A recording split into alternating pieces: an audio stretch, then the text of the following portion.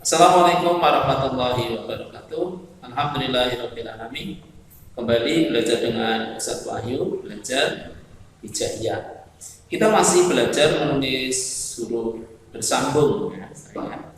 Jadi untuk pertemuan ini kita akan belajar menulis huruf sambung untuk huruf ain, kemudian ghain dan huruf mim.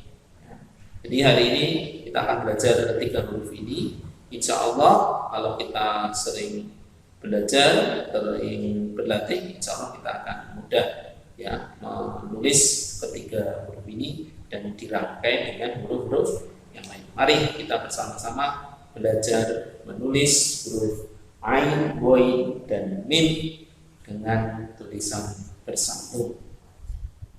Baik anak-anak semuanya, kita akan belajar menulis huruf ain, ghain, dan mim yang akan kita sambung dengan huruf-huruf yang lain.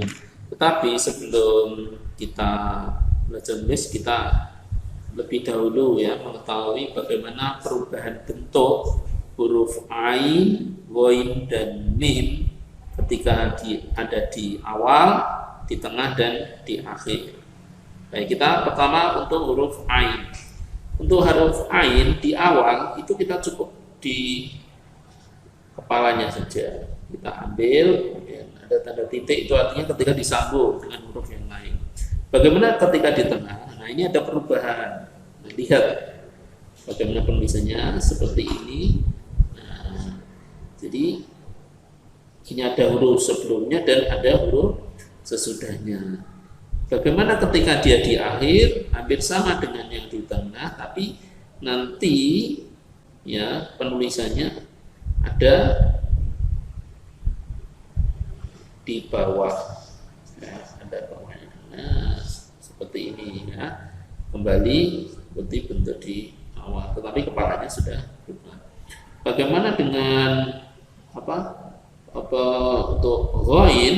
Ya, untuk ghain itu kepalanya ya, itu kepalanya diambil aja ya, titik, kemudian tengahnya, nah ini kemudian tinggal seperti ini ya. Kemudian bagaimana dengan yang di akhirnya hampir sama. Nah ini terus ada titiknya tuh. Nah kemudian bagaimana dengan huruf mim?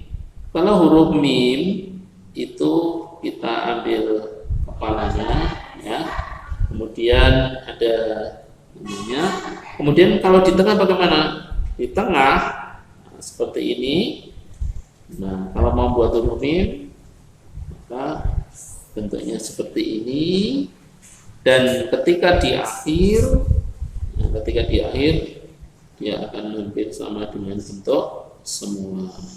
Nah, seperti ini. Baik, sekarang kita akan belajar bagaimana memisahkan dari huruf-huruf yang sudah tertulis dengan tersambung ya. Pertama adalah kita menemukan ada kata na'limu ya. Na'limu, maka ini ada titiknya, ini huruf apa? Ini adalah huruf non. Kemudian nah lihat, ini huruf apa? Nah, ini adalah huruf ain ya, di tengah. Kemudian ada seperti garisnya apa? Ini adalah huruf lam. Kemudian sudah jelas ini adalah huruf ini. Nah, kita tinggal memberi harokat.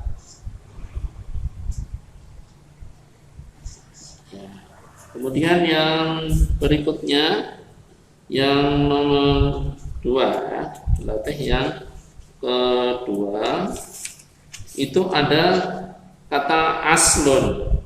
Aslun itu sudah sangat jelas.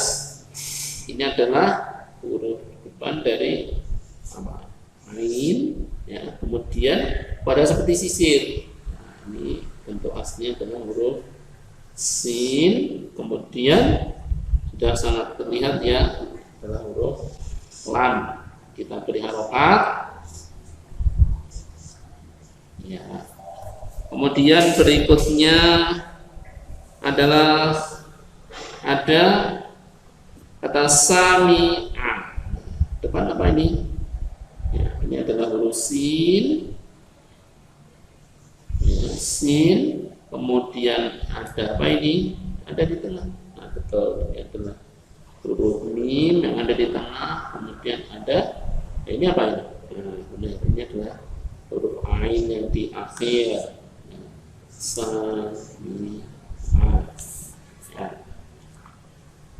Berikutnya contoh adalah ada kata yalghabu. Yalghabu ada titik dua. Ini huruf apa aslinya? Ya, ini adalah hurufnya. Kemudian ada garis tengah. Ini adalah huruf lam. Di sini tengah-tengah apa? Nah, betul, dari huruf ghain. Nah, terus ini sudah terlihat di bentuk aslinya adalah huruf ba. Tinggal kita beri harokat, sukun, fathah, dan dhamma. Berikutnya adalah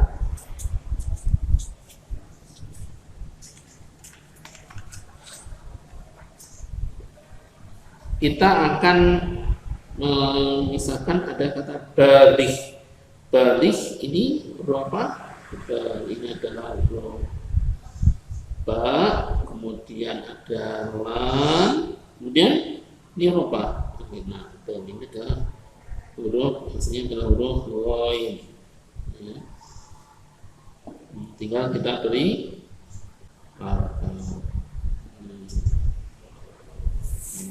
ya. Berikutnya kita belajar nulis ada tulisan ada kata gulam, ya, gulam ini huruf aslinya apa? Ya betul, saya sebutkan kan, ini adalah huruf ghain, kemudian di tengah ada huruf lam, dan di akhir sudah sangat jelas ya adalah huruf mim. Ini ya, lam ya. Berikutnya kita akan menyambung atau merangkai kata-kata yang selanjutnya ya, yaitu ada kata ilmun. Ada kata ilmun. Ada kata ilmun, maka kita tulis ada, yaitu apa? Depannya saja, ya, kepalanya, kemudian lam begini, kemudian ada apa? Mim. Misalnya seperti ini. Ya, kita beri nasrah, kemudian sukun, kemudian dhamma ain. Ya. Nah, berikutnya ada kata mal'abun. Ya, ada kata mal'abun. Ada kata mal'abun. Kita ambil kepalanya untuk mim ini, terus ada lam, kemudian ain di tengah, seperti ini ya, kemudian ba, nah, bentuk seperti aslinya, mimnya di fathah, kemudian lamnya di sukun, kemudian fathah, kemudian ba-nya di dhamma ain. Untuk latihan berikutnya ada kata yasma'u. Ada kata yasma'u. Ini ada ya, ambil aja ya, titik dua, kemudian sin ya, ini kepalanya ada kemudian mim, mim. Kemudian bagaimana dengan ain? Seperti yang Ustaz contohkan tadi. Nah, seperti ini. Diberi fathah, kemudian ada sukun, kemudian ada fathah, kemudian doma. Yasma'u. Apa? Yasma'u. Nah, berikutnya untuk misal ada kata ghalibun. Nah, ambil apanya? Ambil kepalanya saja. Kemudian lam, kemudian ba. Mana? Ini diberi fathah, ini kasrah, kemudian doma ain. Ghalibun. Berikutnya untuk belajar menulis ada kata yasilu. Ada kata yasilu. Ini huruf apa? Hurufnya. Kalau hurufnya kita ambil apa? Kita ambil titiknya. Jadi seperti ini. Ya. Kemudian ada apa? Ghain. Maka kita tinggal titik. Ya, jangan lupa titik. Kemudian ada sim. Kemudian ada lam. Nah, ya-nya diberi harakat fathah, kemudian ghainnya diberi sukun, kemudian sin kasrah, dan lam adalah dhammah. Ya, anak-anak semuanya, ya, demikian dari Ustadz. Kita sudah belajar menulis huruf, ada huruf ain, ada huruf ghain, dan huruf mim. Nah, harapan Ustadz kalian bisa lebih rajin untuk belajar menulis. Ya. Alhamdulillahirrahmanirrahim. Anak-anak, tadi kita sudah belajar menulis huruf ain, ghain, dan mim, ya, menulis bersambung. Nah, harapan Ustadz kalian terus berlatih, ya, terus menulis sehingga insya Allah kalian akan lebih mudah, lebih terampil, ya, menulis huruf ain, ghain, dan mim secara bersambung. Demikian dari Ustadz, semoga bermanfaat apa yang sudah saya sampaikan. Assalamualaikum warahmatullahi wabarakatuh.